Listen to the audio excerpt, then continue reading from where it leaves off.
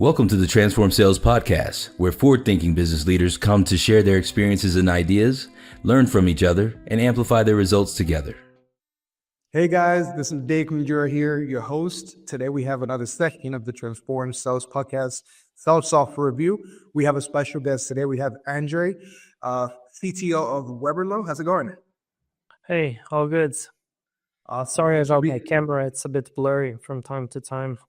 Not a problem, right? The idea here is that we share value to who's watching and obviously focus on your specific use case. In this case, we're going to be focusing guys on optimizing ad spend for SaaS companies. But before we kind of nail down what the product is, I kind of want to understand the background. How did it started? Was this something where you wanted to solve for, you were using it yourself? Or is something that, you knew you had the right team, you knew that you had the right market fit, and you wanted to kind of bring it up to the market? How did that work out for you guys? No, originally this was it was an internal tool that I built for myself. It didn't have any of the fancy design that it has now. It was literally just something really basic, and I found value in it. So I decided that, okay, why not build a SaaS for other people as well? Yeah. Awesome. And when it comes to the alternatives, what were some alternatives that your customers were using before decided to purchase your product? Yeah, so some people are using Google Analytics, others are using pixel tracking. That is, in the ad platforms, you can set up your own pixel for tracking. And some people were using spreadsheets. So it's really, case by case. So what I'm getting from this is that it was a lot of manual work. There was a lot of missing information as well in terms of measuring performance, right?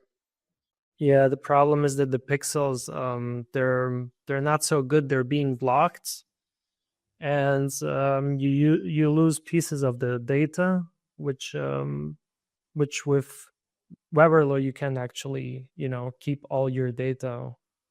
Yeah. Awesome. So you mentioned one of the challenges. What are other challenges that your customers were running into with those alternatives that your software can help them overcome? Yeah, exactly. So the challenges is that mainly they would lose data. So when somebody comes to your website from somewhere, if you miss that data, if you don't capture it or if you lose it, and when a sale happens, you will never know from where this sale came from. And this is what happens when you're using cookies. Mm-hmm. And when you're using pixel tracking, it's unavoidable to lose this data. And with Weberlo, you can basically, keep it. Awesome. Well, one of the things that I want to mention on the podcast is I've been a huge fan of referral programs, right? And most of them require like a tracking link. And there's moments that I experienced where maybe the link was broken, it was outdated, there's a new page, and sometimes there's opportunities that are missed, right? And I've been in situations where, for example, right, I shared the link, the person subscribed, there's some sort of reward assigned to me, but it didn't capture the purchase. So if it didn't capture the purchase, then I'm losing commission, right? The person is either way, the person is communicating with me saying that the sale happened, but the tracking didn't pick it up, right? So yeah, especially if you're using ad platforms like Facebook, where the attribution window is just 7 days, meaning that if somebody visits your website and they don't convert within 7 days, then you can forget about it. The information is lost. Whereas if you're using a third-party tracking tool, you can have this attribution window can be for a lifetime. Mm-hmm. Yeah, usually I will see 90 days, right? Or well, in case of Weberlo, it's lifetime, the attribution window. So It's going to look like the whole history back. Got it. Perfect. So this is one of the most requested portion of the podcast, which is kind of showing us a demo. Can you kind of share some key features that your software helped overcome for this use case that you previously just mentioned? This just gives you some overview stats, how your different traffic sources are performing, how your different pages are performing, what's your ad spend, what's your ROAS, geographic distribution, mobile versus desktop. This is giving you some overall stats. But if we're specifically running ads, we want to go to the ads page. And this will give you a breakdown. In this case, it's Google Ads. It will give you a breakdown specifically. It will import the data from the ad platform, so your ad spends and the ad impressions. And then Weberlo will cover and capture the visitors, how many leads you generated or forms were submitted, how many orders you got. And then it will calculate using this ad spend and what you made, what is your return on ad spend, ROAS. And if you have a positive ROAS, of course, you can increase your ad spend on the ads that are performing well versus the ones that aren't converting, like these ones here that aren't converting, you can switch them off. And this allows you to optimize your ad spends better.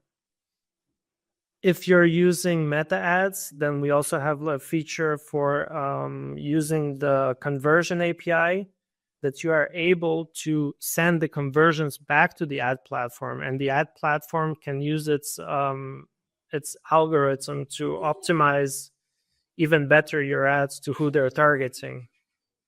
Yeah. Awesome. So one of the things that I wanted to ask is, I know you're seeing a lot of companies burn money in ads. So when a buyer comes to you, obviously one thing is enabling with the tool, but one thing is also sharing best practice, how they should like optimize the content they're adding into those ads. Do you kind of give some recommendations, best practice for those buyers to make sure that they make the best use of your tool?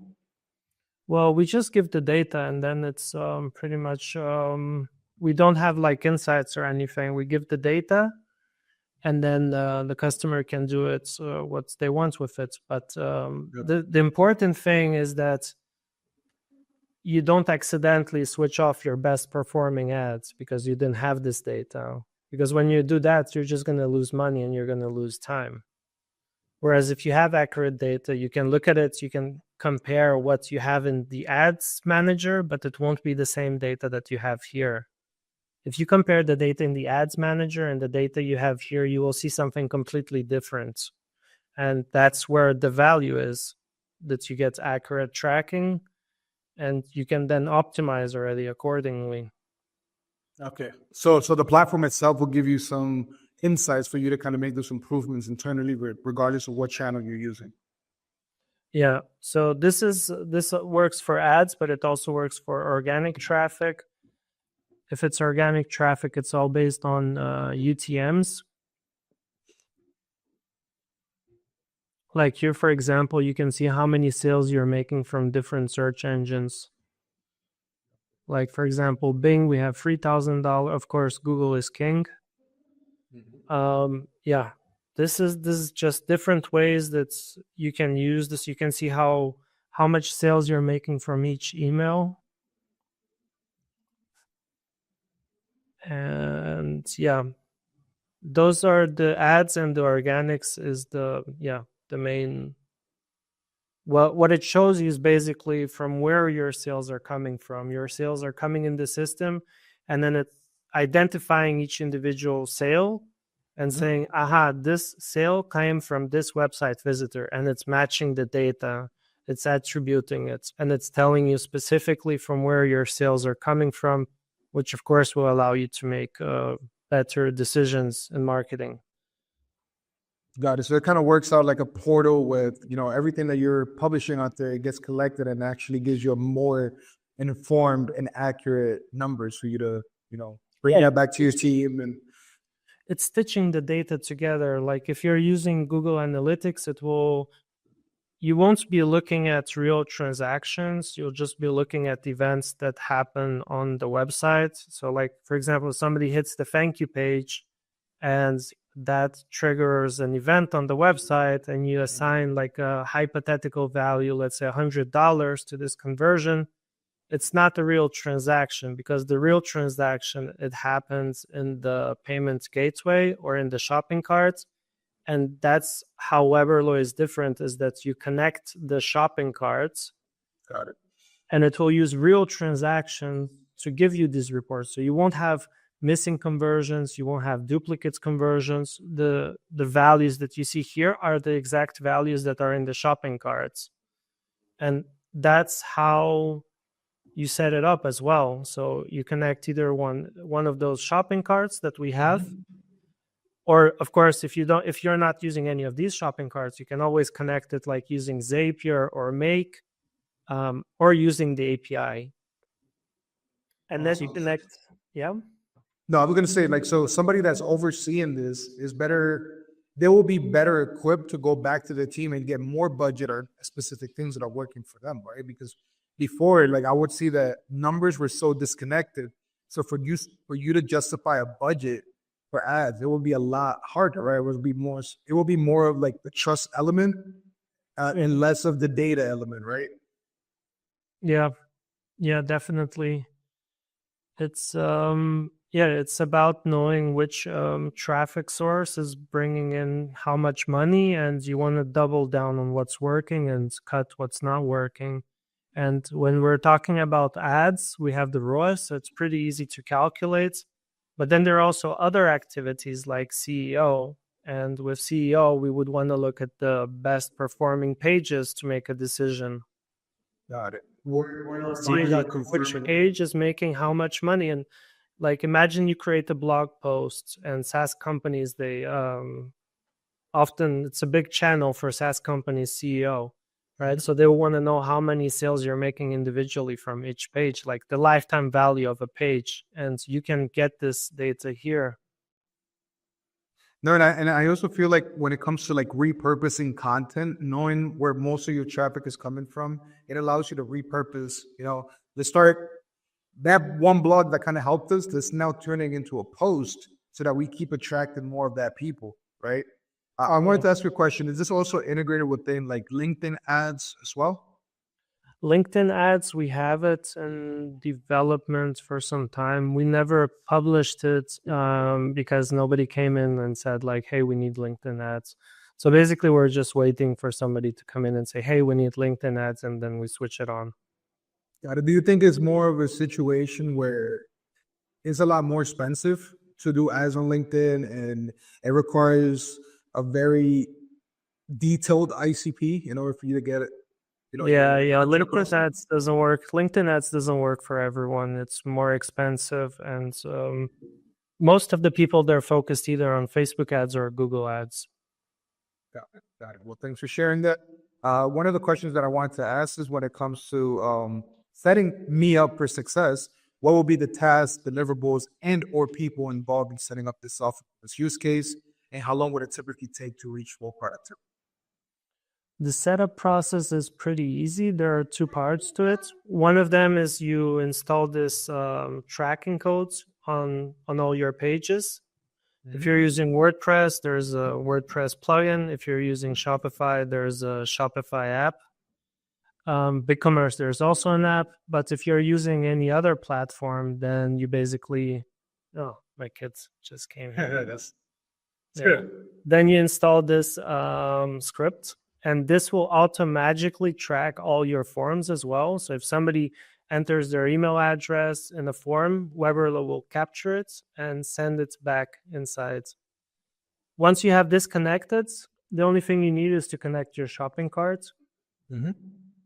And then it will import the transactions.